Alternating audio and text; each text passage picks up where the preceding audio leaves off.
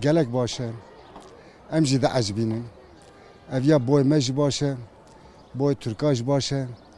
Yani gelemperî boy gelê Türkiye tevayî baş e.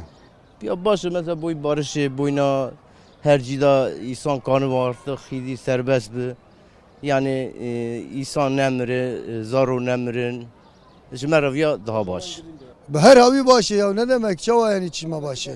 Karar ki başı tabi gedivi malbat tabi mervevi dostevi yani insanoğlu güç karı her bivin en azından çişki şuya hoştur heye.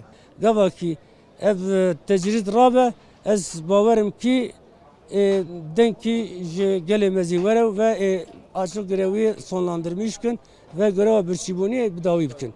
Yani ev ya ev ya dahvaza mekişaya.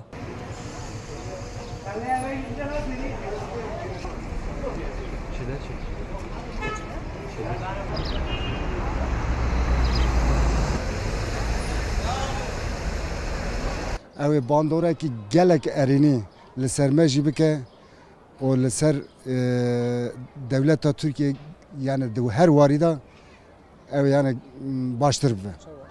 Yani duwarê aborî da, duwarê siyasî da, duwarê eşta bêjim civak nasî da de her awê de hani pakî çêbibe.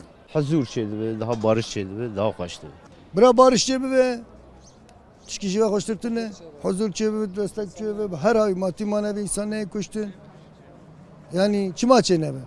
Yani gere ev ya noda dest bebike ve aşiti ki berbiçav veravetin. Ne ko aşiti ki bu kapandına gelek kurd be. Eğer ki vi kapandını ve bravizi ne ki.